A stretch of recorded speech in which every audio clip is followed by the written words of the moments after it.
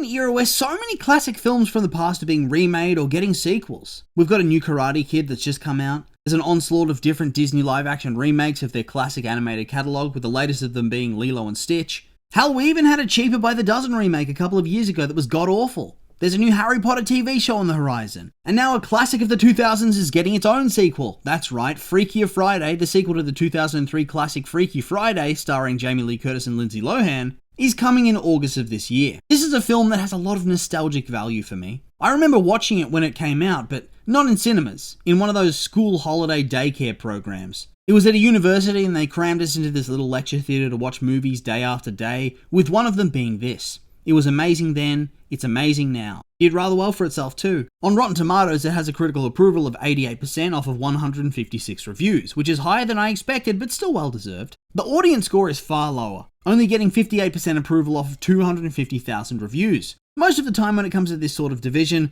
I would simply say that the audience is more likely to have the better take. Here though, nah, the audience is outright wrong with this opinion. This film's a banger and there's no denying this fact. On top of that, it was wildly successful for what it is. It grossed $160 million off a budget of $26 million. Oh man, it really was a different time, wasn't it? That being said, despite my nostalgic love for this movie, when it was announced that they were first making a sequel, whilst I was excited, I also had this feeling of dread. The reality is that in this era of sequels and remakes, a fair chunk of them have been absolutely terrible. The worst sort of movies who are doomed to fade instantly into irrelevancy the moment the credits begin to roll. Also, I do love the classic film, I just wasn't sure they'd be able to recapture the magic and the fun. It was very much a product of its time, and in my experience, whenever studios try to recapture the 2000s teen movie experience, it ends up being bad. Just not the same. Why would this be the exception? Even with Jamie Lee Curtis and Lindsay Lohan returning. The first teaser then came and went, and I'll be honest, I wasn't all that impressed. I relegated it to the likely to be trash pile in my head and I moved on with my life.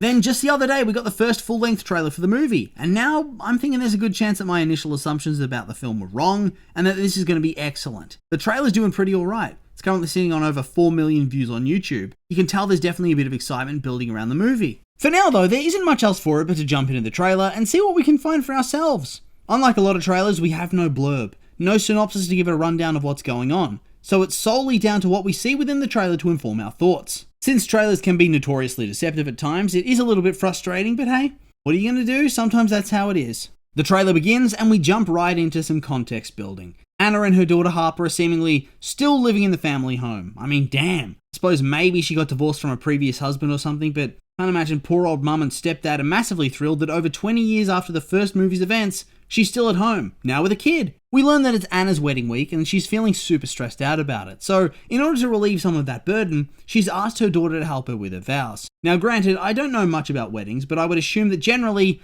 you don't wait until the week of the wedding to be writing the vows. I feel that those are something you can very easily tick off long beforehand. On top of that, having your daughter and your mum help write your vows to your future husband, it feels a bit strange to me, to tell you the truth. Granted, I am not at all in an emotionally in-tune family, but for me it feels strange to not be able to do that by yourself. Here we get our first hint of tension. Her daughter Harper's not at all keen to see her mum get remarried to Eric, mostly due to the fact that she seems to hate his daughter Lily, who she describes as a little demon thing with an obnoxious accent. I'll be honest, based on the first impression, she seems to be right on the money with that description. Our first introduction to her character is her waiting in the car for her dad to fetch Anna and Harper and take them to school/work, and honking the horn while screaming out the window demanding what's taking so long. I'll fess up and I'll say that sometimes I too used to do this when I was a kid, and my mum was doing that thing where she says, well, it's time to leave, so she forces you to stop playing with your friends or doing whatever you were doing before, but then she keeps talking with her friends and is just very slowly moving towards the car. So you lean over and you honk. Oh, holy shit, it gives me extreme cringe to remember being such a brat, and so automatically,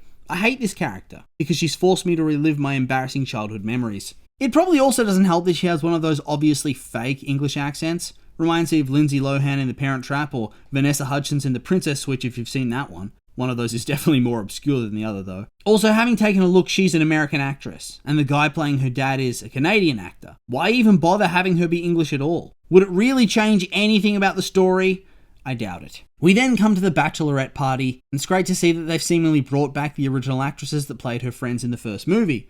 I doubt they'll feature all that heavily in the film and it'll just be a couple quick scenes, but it is nice to see. Also, how close are they to this family that runs the Chinese restaurant? Just straight up inviting them to the bachelorette party and presumably the wedding too. I did note that the future stepdaughter and the daughter were also invited to this.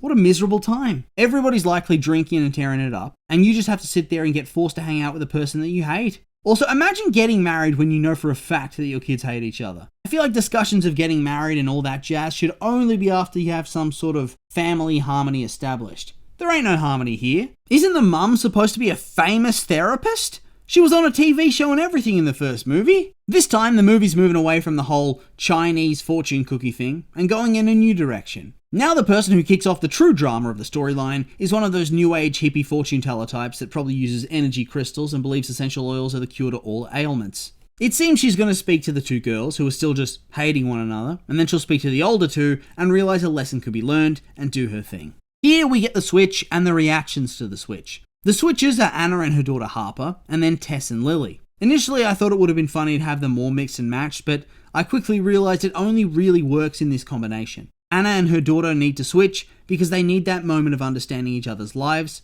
whilst the other two are the odd ones out. Man, you can already tell from this one scene, maybe the film won't be all that good, but it's going to be fun, and that's the most important thing. Once again though, that English accent, rough. On top of that, Jamie Lee Curtis's acting, top notch. I just love how she can really do anything and has no problem with playing more ridiculous roles like this and being goofy on screen. I feel like so many actors wouldn't be caught dead doing something like this, especially since the acting required is often hammy and silly compared to a traditional role. It seems there's going to be two major overarching storylines here.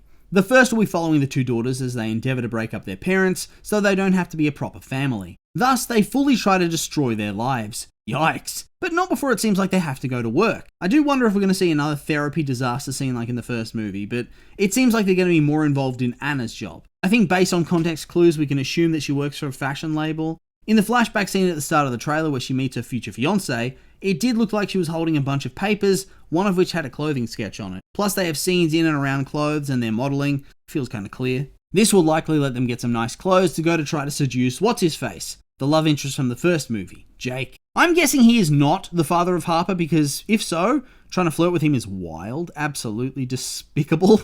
I do have to wonder what the endgame for this storyline is meant to be. Like, what is their actual plan? That they're going to try to get with this man and get him to fall in love with Anna, which would in turn lead Eric to think that they're cheating and dumping her, but what happens when they switch back? They would have ruined their parents' happiness forever and also got this random guy caught in the crossfire. It feels so much more immoral compared to the first movie. Like, it's going to be so much worse in terms of sabotaging lives. The scene where she's trying to flirt, flipping her hair, leaning, biting her lip, and thus accidentally making him think she's having a stroke. Yes, just yes, this is what I want. This is the type of goofy scene that encapsulated the glory days of the early 2000s. This film is primed to be extremely funny if they can maintain this across the board for the entire film. Also, I'd forgotten how good the chemistry was between Jamie Lee Curtis and Lindsay Lohan. I'm so glad it looks like they're going to have the majority of their scenes together. I'm not quite as on board with the other two though, but it is still early days and those things could change for sure. We then have a little montage of fashion scenes with them modelling clothes and then also Anna, or at least Anna's body, playing a concert with her band. So is she actually a professional musician, not a fashion designer? Her friends did have instruments in their picture of the bachelorette party, and the crowd at that concert is pretty big for just a local hobby group, you know?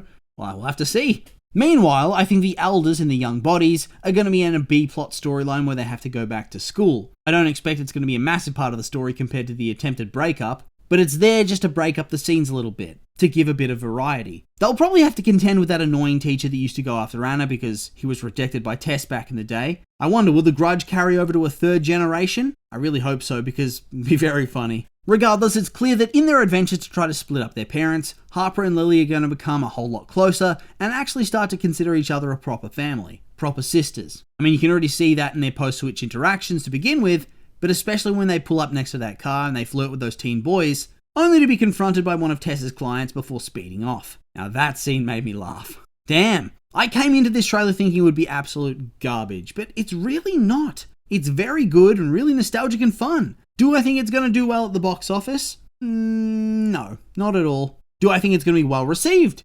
The jury's out on that. But am I excited and eager to see it? Absolutely. More movies like this, please. A bit of light-hearted fun is just what you need sometimes. And so with all that being said, these have just been my opinions, and now I'd like to hear yours. What did you think of the Freakier Friday trailer? Do you like it? Hate it? Are you excited for the film? Maybe not? I'm curious for your thoughts, so make sure to like, comment, and subscribe, and let me know.